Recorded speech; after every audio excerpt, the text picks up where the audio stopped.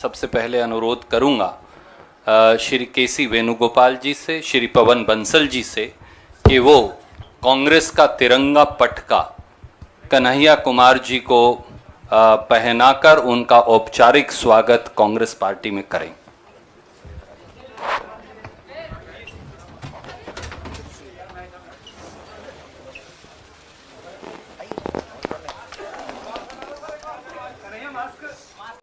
आज शहीद आजम भगत सिंह की जयंती है। लोग शहीद होते हैं, भगत सिंह शहीद आजम हैं। मैं कांग्रेस पार्टी इसलिए ज्वाइन कर रहा हूं क्योंकि कहीं मैंने पढ़ा था कि आप अपने दुश्मन का चुनाव कीजिए, अपने विपक्ष का चुनाव कीजिए, दोस्त अपने आप बन जाएंगे। तो हमने ये चुनाव किया है। हम इस देश की सबसे पुरानी पार्टी, सबसे लोकतांत्रिक पार्टी, मैं जोर दे करके बोल रहा हूं लोकतांत्रिक पार्टी, ताकि आप लोग परिवारवाद पे सवाल जरूर कीजिएगा।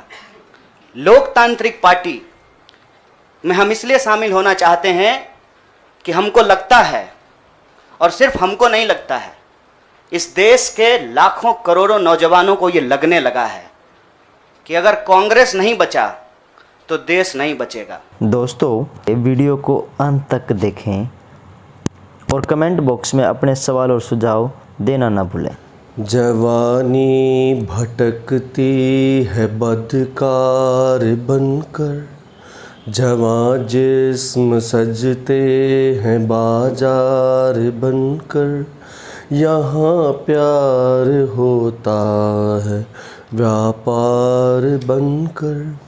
ये दुनिया अगर मिल भी जाए तो क्या है, ये दुनिया अगर मिल भी जाए तो क्या है।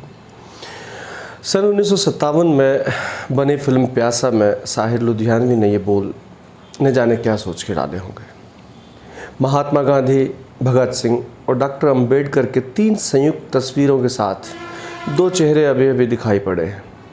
गांधी जी ने आज़ादी मिलते ही कहा था, मेरी कोई नहीं सुनता, मैं अकेला हूँ, सभी मुझे हिमालय जाने की सलाह दे रहे हैं, लेकिन मेरी तस्वीरों पे फूल चढ़ा रहे हैं।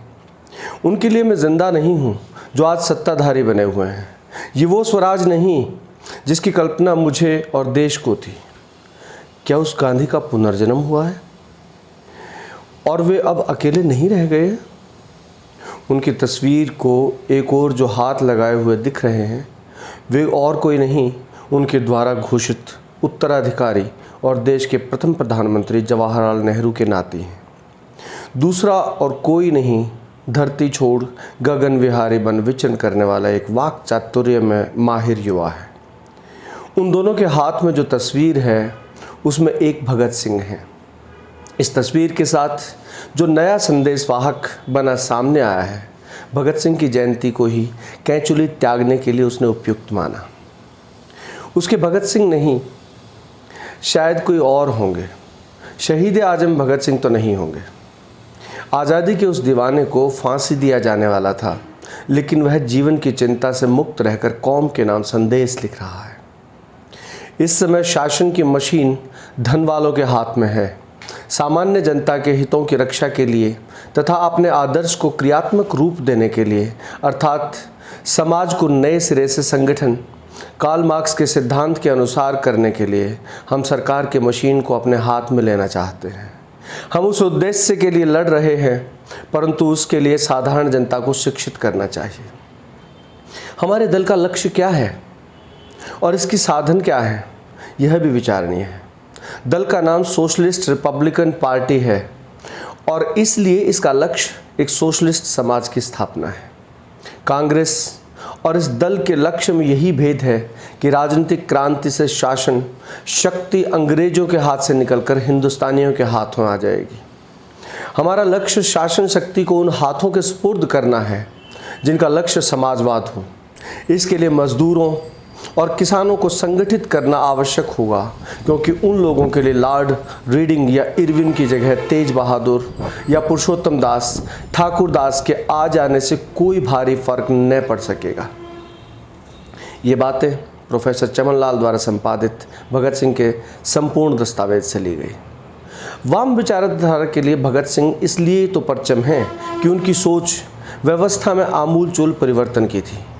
क्रांतिकारी आंदोलन को मार्क्सवादी विचारधारा से जोड़ने वाले भगत सिंह की भूमिका को भूल गगन बिहारी बने बिहारी के शायद कोई दूसरा भगत सिंह रहे होंगे।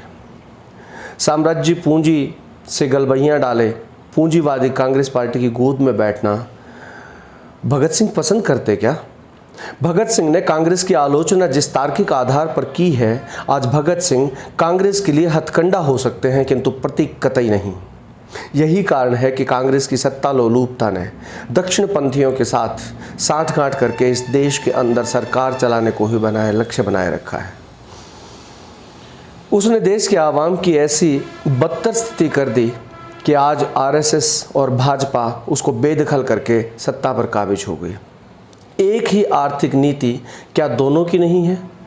जिनके साथ होकर हाथ में भगत सिंह को उसने थाम रखा है, वह तो हिंदुत्ववादी सांप्रदायिकता का मुकाबला करने के लिए गंगोत्री पहुंच हिंदू बनने के लिए डुबकियां लगा आया। तस्वीर में बाबा भीमराव अंबेडकर भी हैं। डॉक्टर अंबेडकर सत्ता से बाहर और अंदर हिस्सा लेकर देख लिया कि सामाजिक सुधार कार्यक्रम वर्तमान व्यवस्था में असंभव है। मृत्यु के कुछ दिन पूर्व मद्रास में भाषण करते हुए उन्होंने कहा था, मार्क्सवादी सिद्धांतों के आधार पर आर्थिक समानता लाए बिना व्यवस्था परिवर्तन नहीं हो सकता। आज के समय का यह क्रूर सच है। गांधी जी के हत्यारे नाथूराम गोडसे की मूर्ति लगाने वाले, जिंदाबाद करने वाले महात्मा गांधी, भगत सिंह और बाबा भीमराव अंबेडकर की प्रतिमाओं पर फूल चढ़ा रहे हैं। जनता को भुलावे में डालने के लिए गिरगिट की तरह रंग बदलने में वे कुशल हो गए हैं। लेकिन जवाहरलाल नेहरू के विचार और उनके किए हुए काम को पचाने की ताकत आरएसएस और बीजेपी में नहीं है। ऐसा इसलिए कि नेहरू ने अपने जीवन काल में सांप्रदायिक राजनीति को सर उठाने का मौका नहीं दिया। संसद और विधानमंडलों में भी वह हाशिए पर ही रहे। उनके मरने के बाद का क्या हाल है, ये बताने की ज़रूरत नहीं है। लेकिन उस नेहरू की तस्वीर से आधुनिक उद्धारकों ने क्यों तौबा कर लिया? आश्चर्य है। कहीं भविष्य का रास्ता यही तो नहीं बनने वाला है? कवि रामधारी सिंह दिनकर की इन पंक्तियों को भूल कर ही उसने ऐसा आचरण प्रदर्शित किया होगा। भुवन की जीत मिलती है भुवन में, भुवन की जीत मिलती है भुवन में, उसे क्या खोजना गिरकर पतन में। नामंजूर उसकी जिंदगी की शर्म किसी शर्त नामंजूर। इतने में हम ही में से अजीब कराह सा कोई निकल भागा। मुक्तिबोध।